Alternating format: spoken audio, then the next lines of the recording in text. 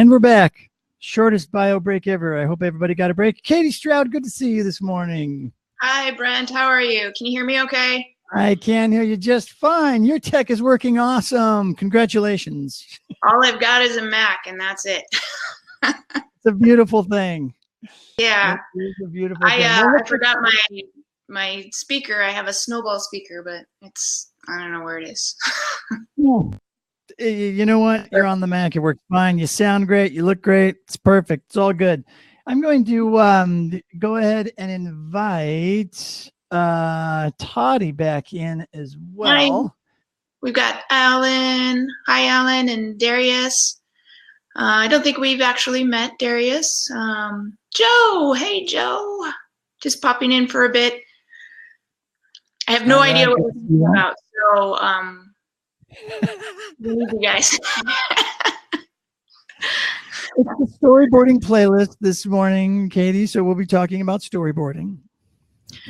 Oh, good to know.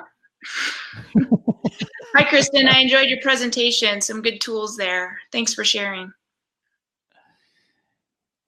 Yeah, it definitely got me fired up for this too. So maybe what we can do while we're waiting for Toddy to jump on is to introduce yourself and give us the usual, who is KatieStroud? Oh boy. KatieStroud drinks a lot of coffee.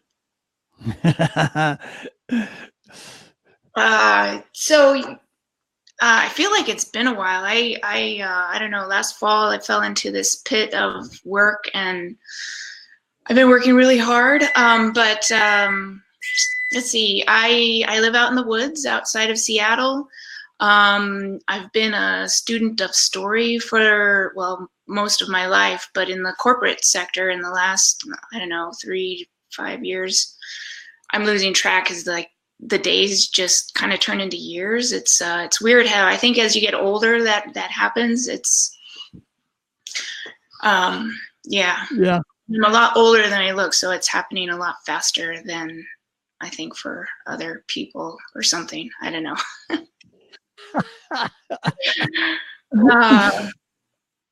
Well, give us a little bit of some thoughts on your storyboarding process. I know you just recently went through a really huge video project with a ton of videos, so I'm assuming there might have been a little bit of storyboarding involved in that.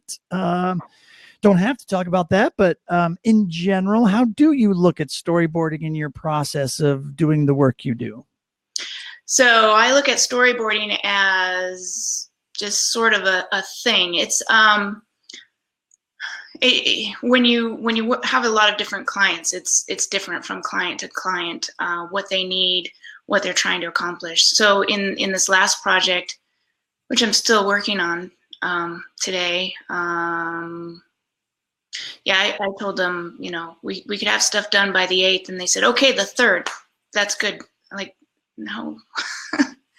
The thing with this client was that everything had to be done really fast, and they wanted it by January. 45 videos in a month, but we got started a couple of weeks late, and so Toddy helped a little bit with that, kind of saw some of the work we were doing there. There were others, but I don't see any of them here on the list. So altogether we had 10 of us kind of writing scripts, putting together slide decks, producing the videos, and we really just had to dive in. So they had a lot of existing videos that we need to kind of modify. So before I kind of get into my storyboarding process and more details on that, I want to ask a question for the audience. Is what elements of a training, of any kind of training, it could be e-learning, it could be a class, could be a college course, what elements of it kind of make you think this is part of a series? Storyboarding, you mean? Yeah, for storyboarding. So I'm throwing this question out to the audience and I'm waiting for answers. What are the elements of a training that kind of give it a structure that give it a story. That make it, so, I mean, we had 45 videos and somehow we had to kind of tie that all together, and we had different designers creating different styles and using different things. So, and we didn't have a lot of time to really establish exactly what those are beyond kind of like colors and fonts. So it was difficult. So we had to come up with something that kind of tied everything together. Yeah, looks like so Chris says, a good one. Yeah. An introduction. Sorry, go ahead, Brent. No, I was just going to say, so an introduction that sets the stage, Kristen added in the chat. So I don't know if others have some ideas on what parts of your e-learning, you know, are could be, you know, tell the story or part of your storyboard. Can we hear? Just a second. The microwave's going to keep beeping unless I turn that off. I was going to say, is that is the dishwasher running or something in my house and I didn't hear about it? Toddy, how can we hear you? Are you good? Are you up and running now? I think my face is here. Can you hear me now? I can hear you. Yeah, but it looks like your video has frozen. Oh no. Okay. Bummer. It's always something, huh? It's just really kind of choppy.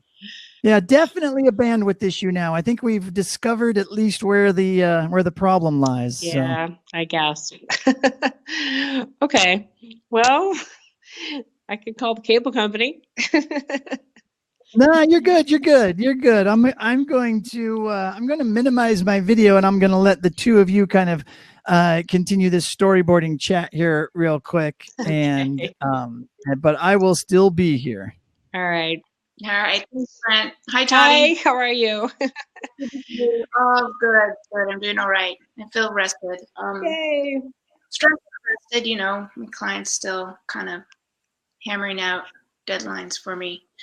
Anyway, so we got a few more answers in here. So Kristen says an introduction that sets the stage, kind of the expectations for what this training is about, what do we hope you're getting out of it. And Christopher has a good one, a host or a guide who might lead you through each section. Mm-hmm. Sure. Suzanne, at time, the theme is drive by the need or the why of the project. Okay. A recommended path.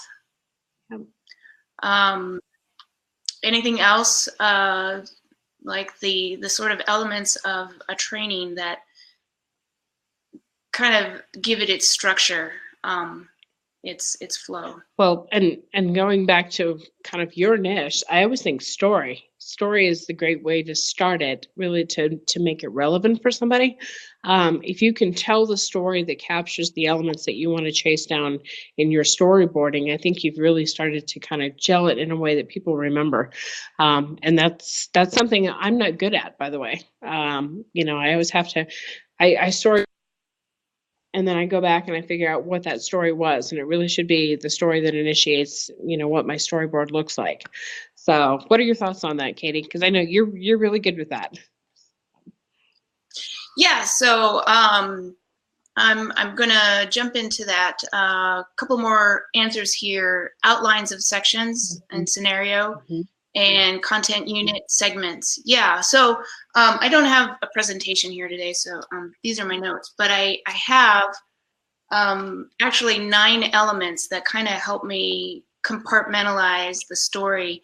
So we were watching Kristen in the earlier session today, and she showed us a really awesome tool for kind of using sticky notes and posting those, the color coding. I love the color coding. But on the color coding thing, it's a great springboard for something I wanted to talk about today. Movie people really kind of corner the market on how to make you feel something and remember the story that they're telling you. So Star Wars fans, I mean, it's odd. In my lifetime, I have met people that have never seen Star Wars, or me too. People that like are not even fans of Star Wars. So is there anyone in the audience that is not a fan or who has not seen Star Wars, like the original 3 or whatever? I know. Right? My own husband is one of these. He calls it Dork Wars. Oh, wow. So, wow. We worship Star Wars in my house. True, but it's true. It's sad. Too funny. No, not a thing. Yes, I worked with somebody out of the gate, out of like college, that she was, I don't know, in her 30s, and she had never seen Star Wow, Wars. that's crazy. That's like saying you've never seen Back to the Future. Yeah, right? Too funny. Okay. So, if you haven't seen Star Wars, you'll be a little lost on this little kind of thought exercise. But think about, think about Han Solo. Mm-hmm. And think about whenever you see Han Solo in the movie, what comes to mind? A Wookiee? A Wookiee? Okay, yeah. Alan has a killer chewy growl. I have no idea how to make that growl. That's an awesome thing if you can do that, Alan. Blaster. Scum and villainy. Craig, yes. A blaster. Yep. Alan. The Millennium Falcon. I really like old cars, and I like the way that the Millennium Falcon is kind of like that old car that you're always kind of, hitting the dashboard to make it run. A strong sense of snark. Kristen, yes. Renegade. Sam, I've got a bad feeling about this. Well, you should. Yes, you should. I love it. So, what about Princess Leia? What comes to mind?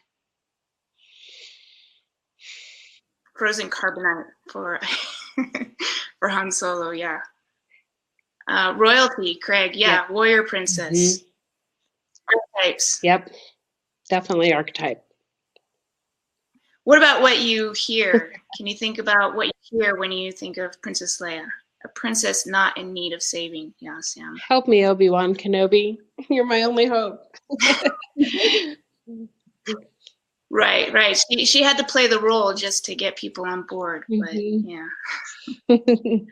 Strong. Voice of reason. Pew pew. She did need to be saved from the Death Star, though. Yeah. That's true.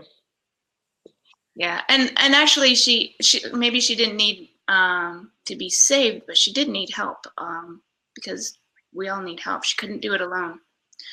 Oh, Becky just read one of the books she wrote.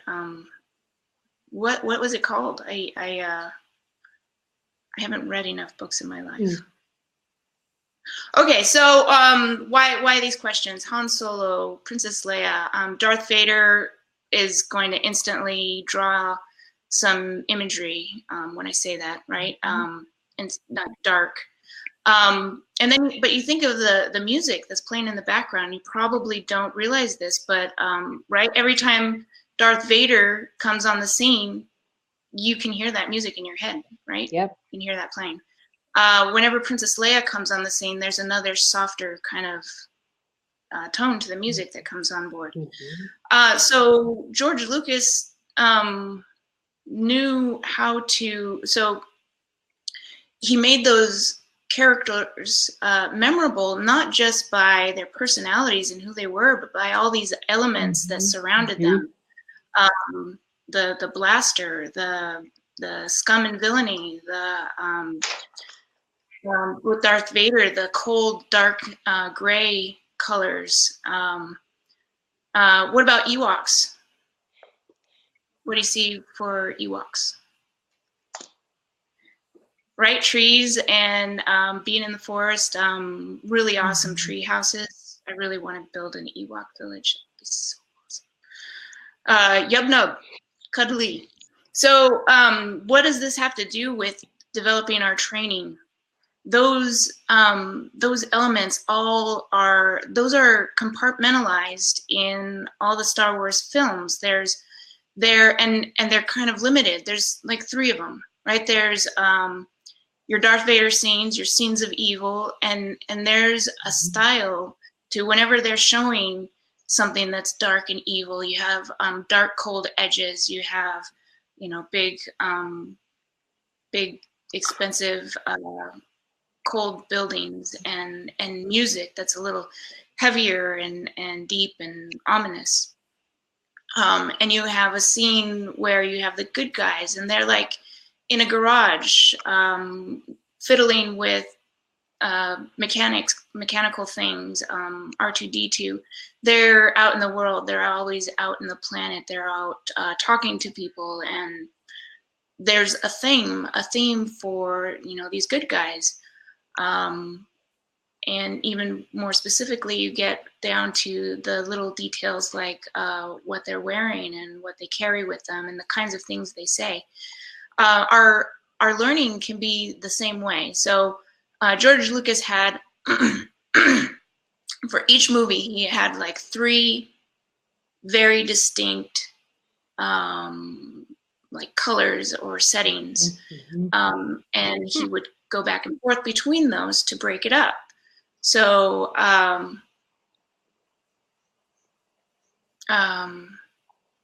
sorry, I got caught into the chat here. We got Alan said, inspired by California Native Americans, the Wookiee, I mean not the Wookiee, the Ewoks town. Yes, all really cool stuff. So so yeah, we have desert scenes where you see browns and kind of vast emptiness, and people tend to be like smaller in those screens, and your dark spaceships and everything. So when you're getting ready to kind of storyboard and plan out the visuals with your storyboarding, it's more than just visual stuff, right? It's like color coding sounds, style elements, the things that get you from one place to another, and the topics in general. So if you've got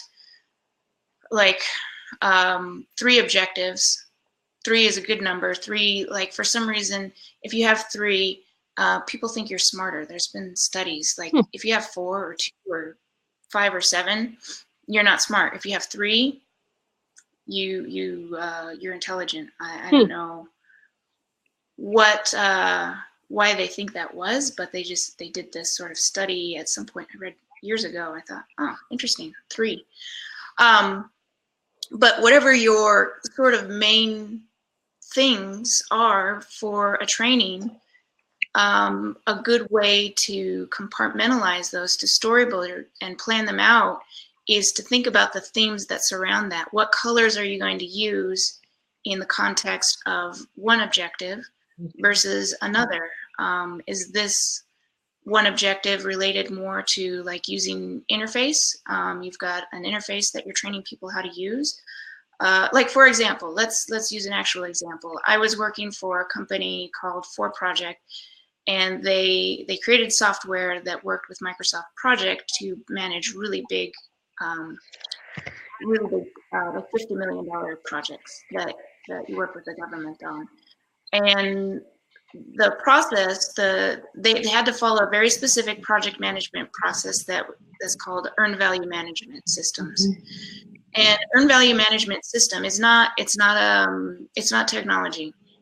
So this system is people, process, and tools. So you have to work with people, you have to work with the process, and you have to work with the tools. So those are 3 very distinct things. So in creating a training for that, you would kind of go with a color or a theme to each one of those. So your people theme has a certain color, has a certain style, maybe font. I don't know that I'd go so far as to like change the font for each one, but whenever you're addressing the topic of working on the people side of things, like how do you motivate people? How do you trust people to do their work? All those concepts in the training, how are you going to kind of compartmentalize that from all the topics on the training for the process?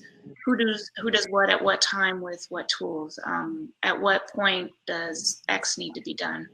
What sort of ongoing process are we following? And what theme goes with that? it might be a certain icon or color background or something like that. And you don't have to address them one at a time sequentially. The good thing about having these themes in your design is that you can jump back and forth from one to the other, and that can even be a good thing, right? To kind of break up the monotony of a training, especially when the idea, like in a training for process people and tools, the idea is for everything to work together. So going back and forth, if you have them sort of thematically laid out, you can jump back and forth and people don't get lost.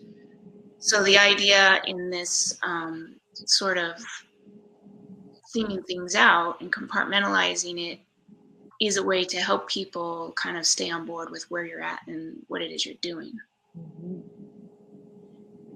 It's really interesting. And Craig says, and we should note those things on our storyboards, right? It's very important information. You don't just like do it and put it in there. Everyone who's working on the project should kind of know, this is how, these are the sort of compartments we're working with. And whenever we're using that in the training, in the story, we are, we're using this thing, we're using this color, these buttons, this style of imageries or this icon, whatever it is, so that as you're going through and putting the story together, it's all in there. So you're making me feel better about some of the things that I do, and you'll see this later in my session, because I'm actually showing, I don't even know if it's really a storyboard. It's how I work, but I normally list things with header levels, which really are like styles. I mean, because it's kind of a defined way to have a style within your organization. Your structure is like, I have an H1, H2, H3, which just, defines a color, defines a font, defines like kind of the placement within how I line things out and sequence them. And I always thought, how boring is that? But I guess that makes me feel a little better about it, because I'm actually defining a style for each one. So that's kind of cool to know. Yeah. So these elements that, and even though we're making them and designing them, we're putting them out there, and we're saying, this is how we're doing this, and we're actually doing this purposely. Right. In the training itself, those things should fade in the background. People should not be completely aware of them. Like when you're watching Star Wars, you're not aware that that they're playing a different style of music, or every time Princess Leia comes onto the screen, and yet Princess Leia is on the scene because you're hearing this music. Right. You just know it, but it's very subtle. You don't really. It's not in your face. It's like, oh, I feel, like in a lovely place, because the music is softer and the scene is lighter, and And that's not, and so, yeah, it sounds really completely counterintuitive, because I've worked on documentary projects, which documentaries are completely different from telling a story that is fictional. So you don't really always have that opportunity to set the scene. The scene sort of sets itself sometimes. I mean, you can do certain things to structure it out. But it's interesting to hear that for me, because I think, in terms of defining out your scene, there's almost a template there. And I'm quite certain that as part of the process that George Lucas put together, he must have had a template built that was very strict, I'm sure, for each character and how they were presented. And quite frankly, I just never thought of that as being kind of part of the story process. To me, story is very linear, and you're bringing things in now that are not linear. That's part of the packaging of that story. So it's pretty cool. Anyway. Right. So it's not linear, but using these sort of patterns and styles and things like that help you to follow along, so that you don't get lost, right? You don't want to get lost in the training. Right. Yeah. And that's a really, really good point. Yeah. So sequencing is a big thing for me in storyboarding. It's like, am I being logical? And again, I don't know if in e-learning I think of this as story, but am I telling this in the right order so that the information builds? And I guess that is storytelling, because in a story, you're always building on the information that you presented in the past. So in that way, when we're building on concepts for someone to learn something and have that knowledge up here, and they move to the next idea, we really are truly building story. And I always try to look at, like, what's my logical workflow? Sorry, I had a migraine last night. Can you tell? My words are coming out wrong. Um, but a workflow that basically builds on, okay, so now I have this prior knowledge, and now I should be able to do this next set in the sequence. So those are the ways I always look at it. So really super interesting stuff. Yeah.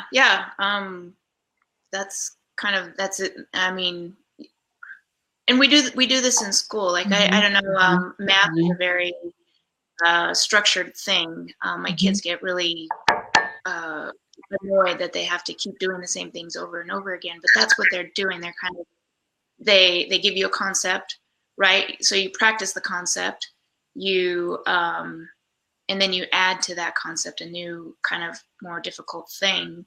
And then you go back and you do the easier concept, and now you're doing the harder concept with it. So it's kind of cyclical. That's the word I'm trying to say. Right.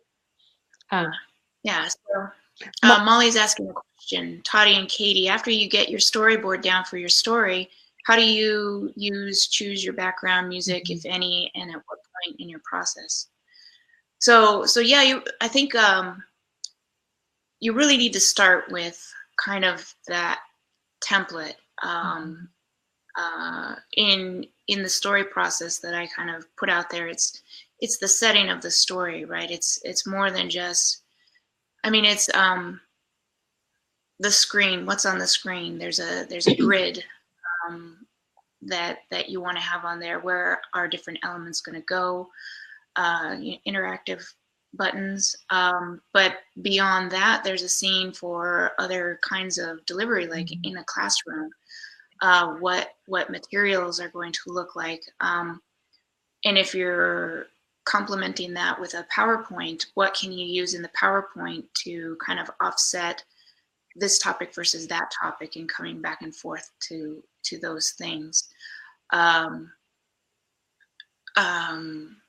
like to kind of so to answer your question, Molly, I'm not sure if I have a good answer, because when is for me, I'm kind of all over the place. When is for me is when I feel like it, when it's time. But I think first you have to kind of have that those buckets of content.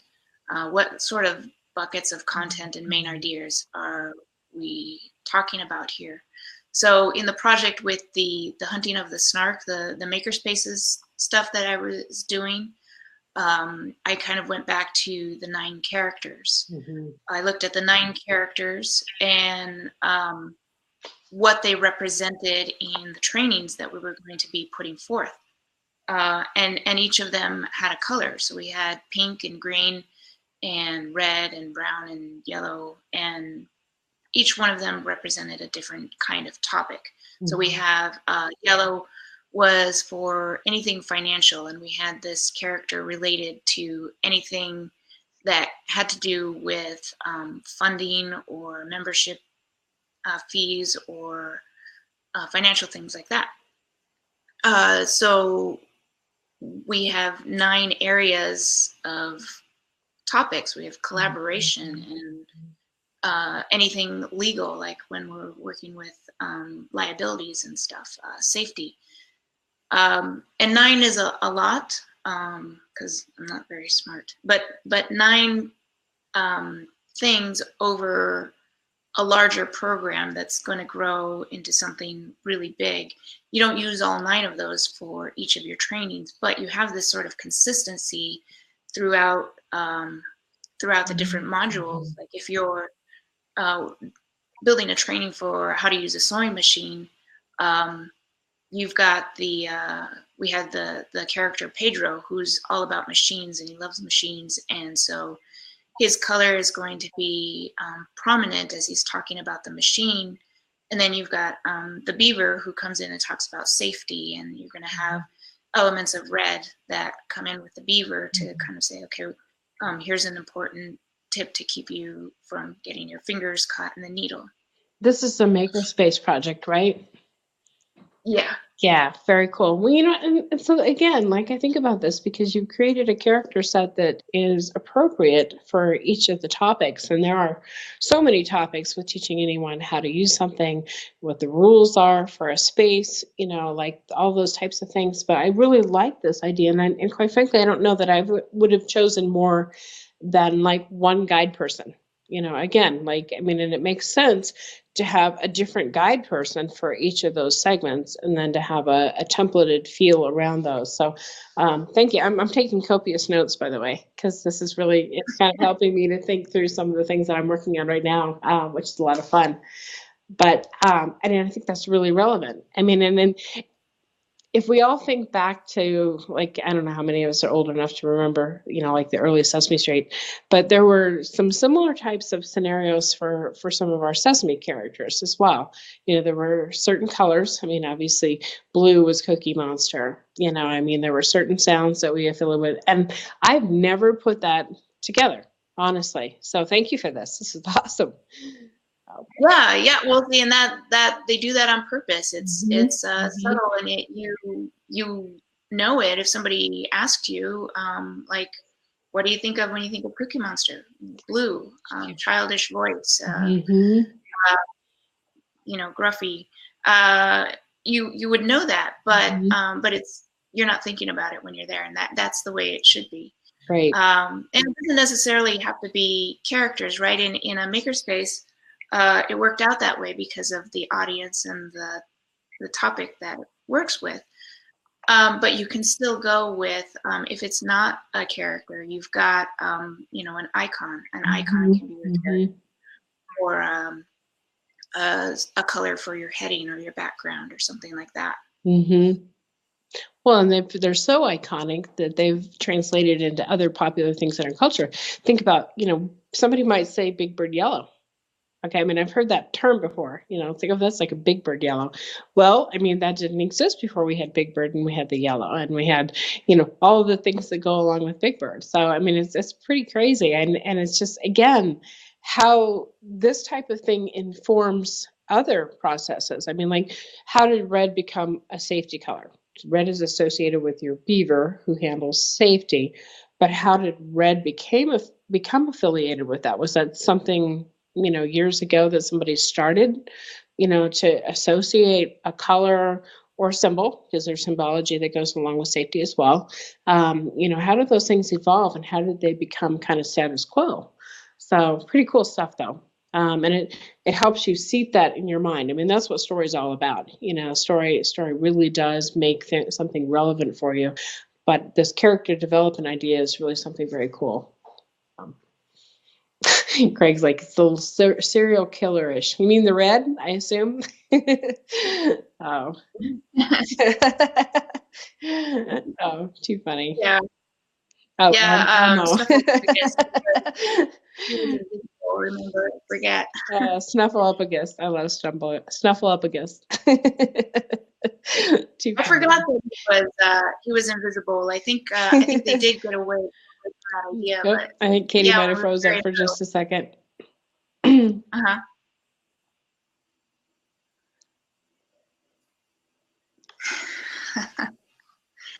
Yeah, Snuffleupagus. Can you guys hear me? Am I still talking? Toddy thinks I froze I'm not up. sure if Katie is frozen up. Okay, we can hear you. So you might have to come back in again, Katie. All right, Craig can hear both. I don't know if anybody can see me. I have no idea. So it's been a real challenging day today with us. Okay, and you can see me too. All right, interesting. Okay, let me try a refresh here real quick. You never know what might happen.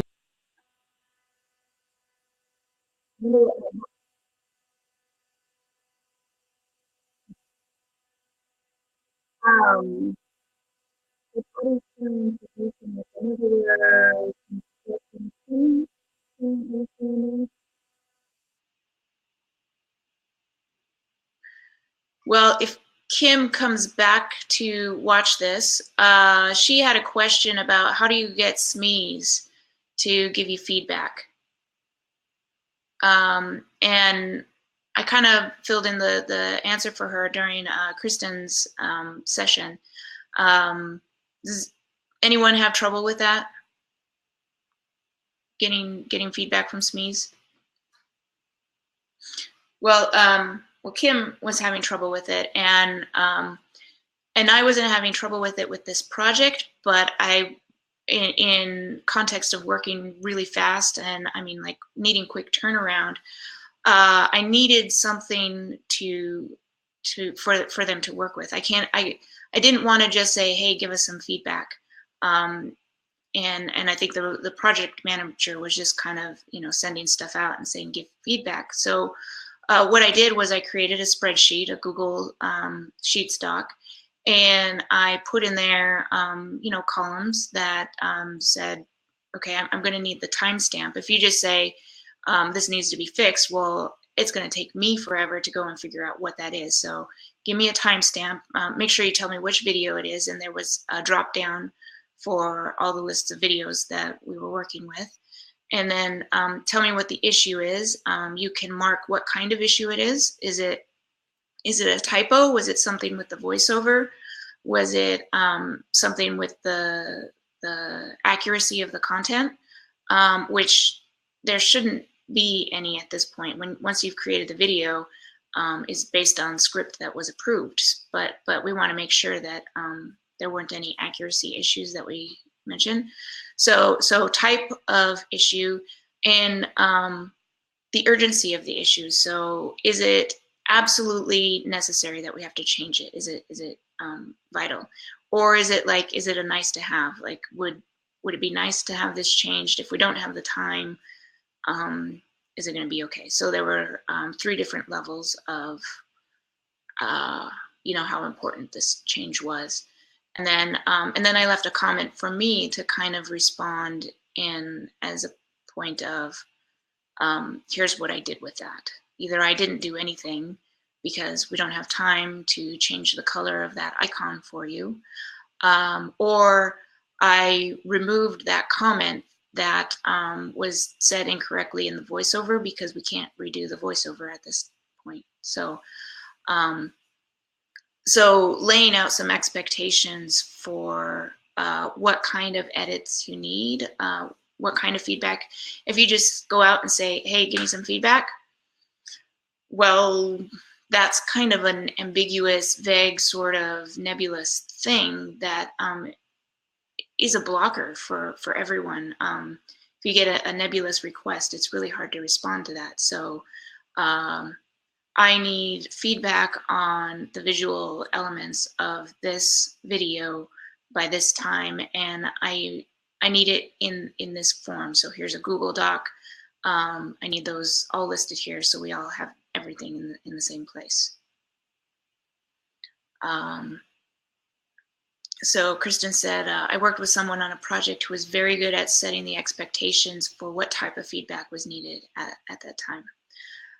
So as a technical writer, yeah, Craig, the best follow-up question, when do you need it by? And that's pretty important. So as a technical writer, setting expectations for what kind of edit I need has kind of been my career. At some point, I need lots of input. I need you to read what we have and correct what we have, add stuff to it if you want to, completely rearrange it. I mean, this is the big kind of rough draft kind of stuff. Or at this point, I just need you to look for accuracy. Is it correct? And then finally, are there typos that you find? And so depending on the kind of feedback you need, you might provide a different kind of format. So like when I'm writing a big document that 20 people are contributing to, we'll use, well, I was using Word before Google Docs was really an efficient thing for using.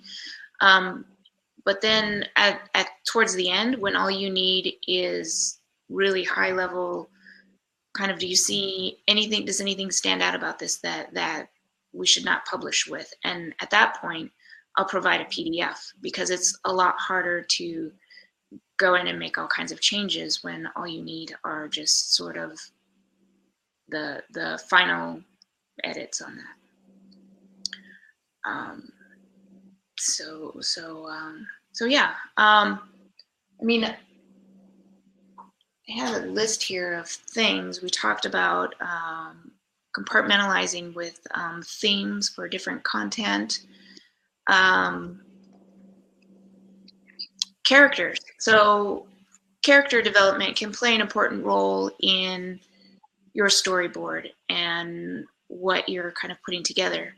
And it might surprise you that I'm not thinking about putting actual characters into your training. It's kind of stepping back and looking at your audience as characters, and the people that those people have to interact with. And how do you put that into your storyboard, though? If we're outlining, kind of showing what this is going to actually look like in the end, how does your audience play a role in that?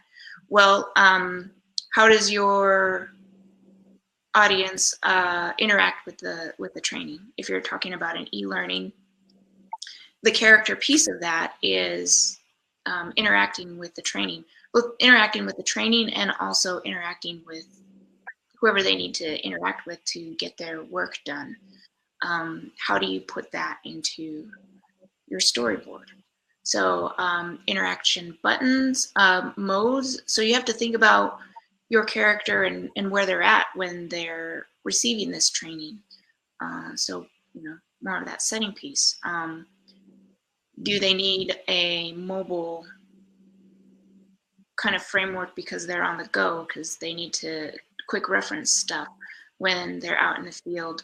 Or are they government employees sitting at their desk and taking it at their desk? Are they in the classroom? And how do you storyboard interactions with people in a live setting, in a classroom setting?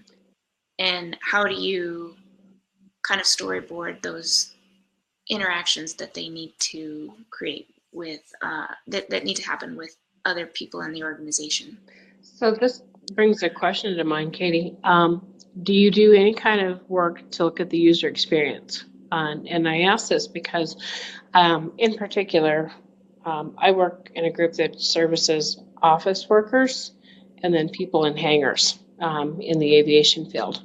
And so the folks that are working in the aviation side of the house only have like kiosks essentially available to them that they log in, and normally they're able to use their own login, but it'll be that type of default setting where they get there. And so it's a limited set of tools. It's a limited set of environments that they can actually do their training in. They log in, and a lot of times we get glitches just because of where they're coming from. Number one, crazy things like bandwidth, which I can speak to today. It might be the platform that they're using, because we always recommend Chrome for their use, but they don't always have access to Chrome. Sometimes they're VPN'd in. So do you look at like kind of that end-to-end user experience for somebody? Because I've really pushed for that in my organization, for us to understand, yeah, we only have a handful of maybe 50 people here who are doing the training, but it's really critical that they do it. Let's look at what their user experience is and go find out what they're doing, and how can we make that better and have a set of best practices that address just them. Anyway, just curious. Yeah, I think that's very much part of the storyboard. If you're storyboarding something that's not going to work in Chrome, or you're storyboarding it for Chrome, but there are people who won't be able to access that, that's really going to play a role in the end result. So that's kind of thinking about the setting of the story, so to speak. Mm-hmm. So where are people learning this? Where are they doing it? What environment are you launching it in? All those kind of things. Cool. Interesting. Yeah, and it's like, there's often, well, in fact, when we do our planning, we triage everything according to what the user audience is. If we have an audience that includes thousands of people, then it gets ranked obviously higher than something that might go out to 20. And yet I still look at it and I'm thinking, okay, that might be something that falls less on our priority list of things to get done. And maybe that organization needs to train itself if they've only got 20 users, but it could still be a really critical function where we really need to think, hey, do we need to create a mobile option for them and test that out so that they can continue to do the work and get the training that they need to do their job? So do you create a separate storyboard for somebody who's using a mobile device? Because quite frankly, I've never done that because I work almost exclusively on PC.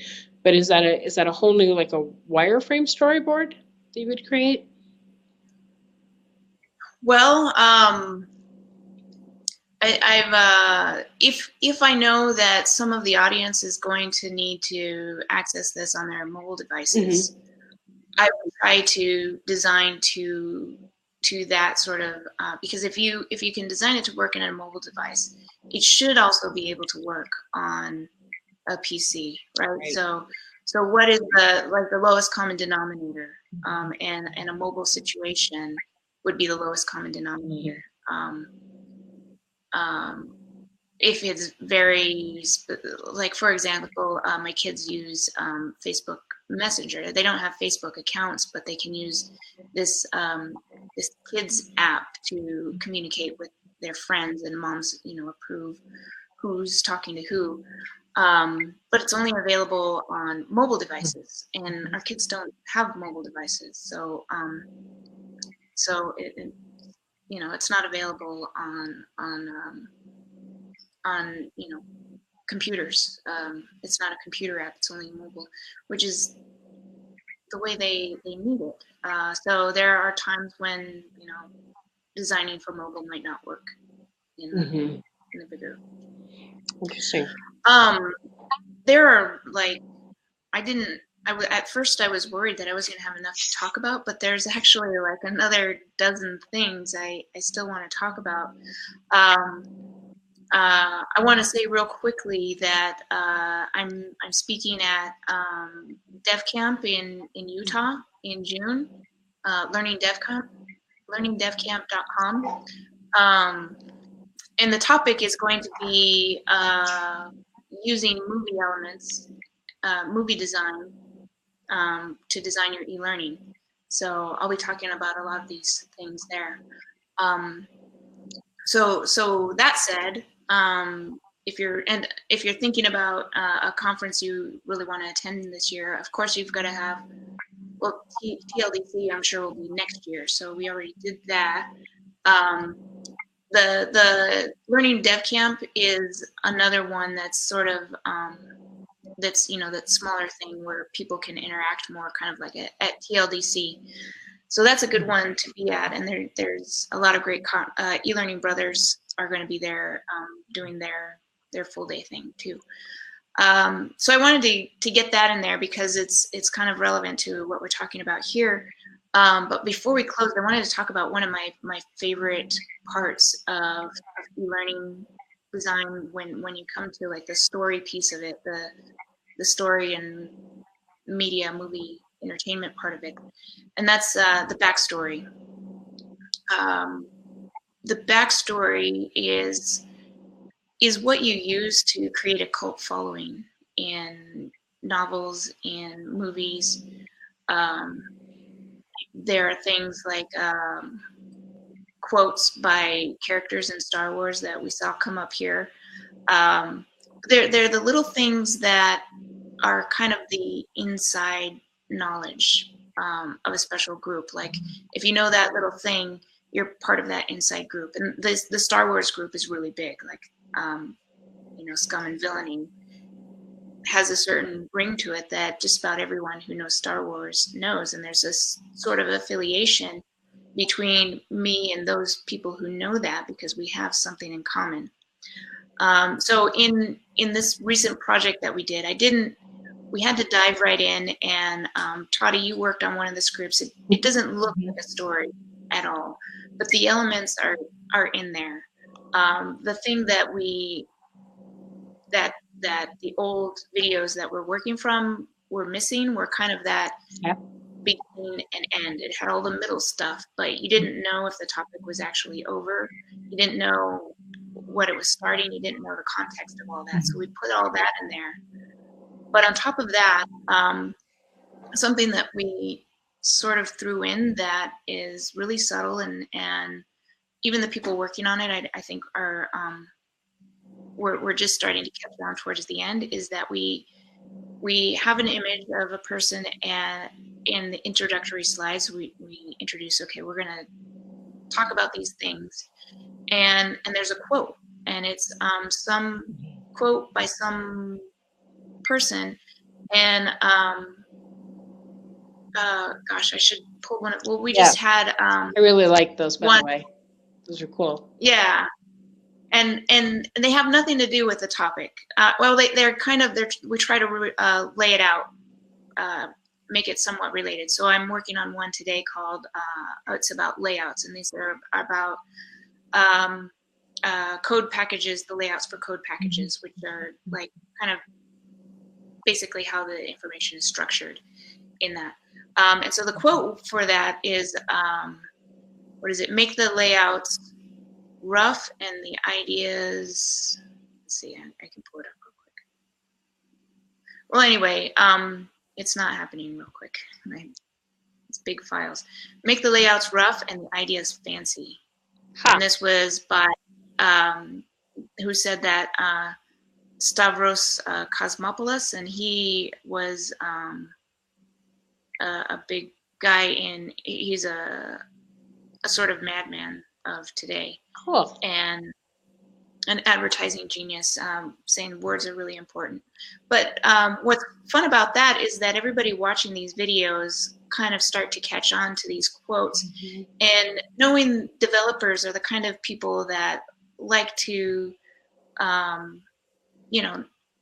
dig into stuff and dive into rabbit holes.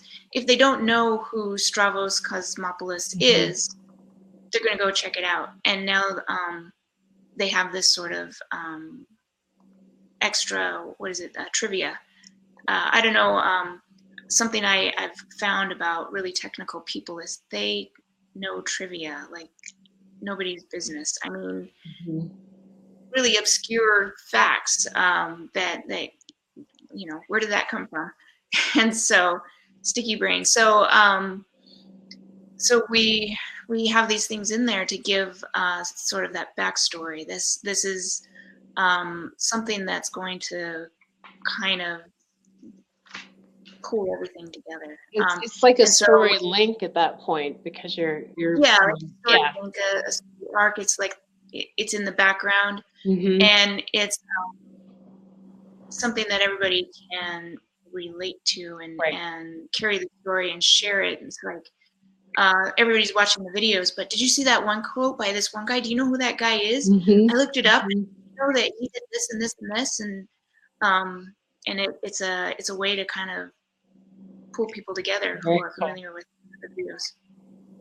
Kind of like what Google does, where they put something up that makes you go ask, like, hey, I have to Google this because I have no idea who this person is, but it looks cool.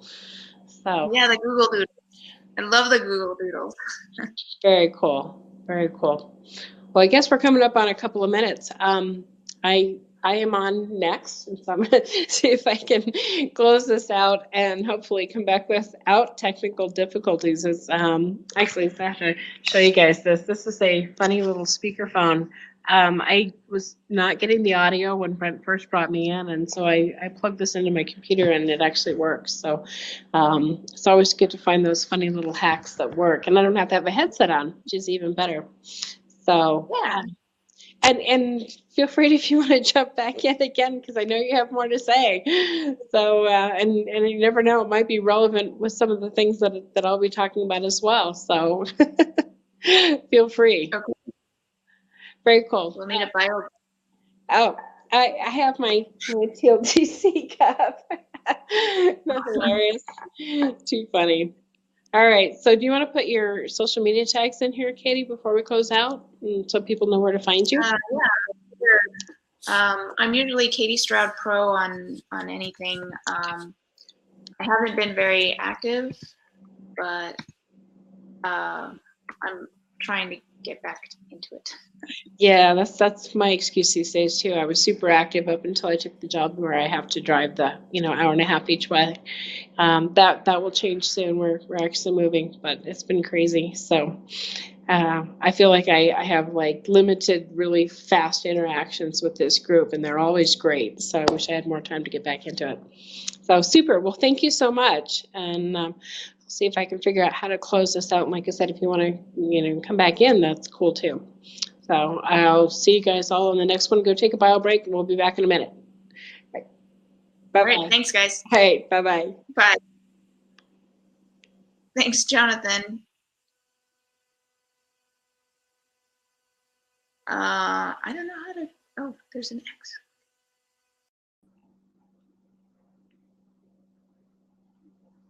Hi guys, looks like I am live. Actually, I'm going to switch back over. I think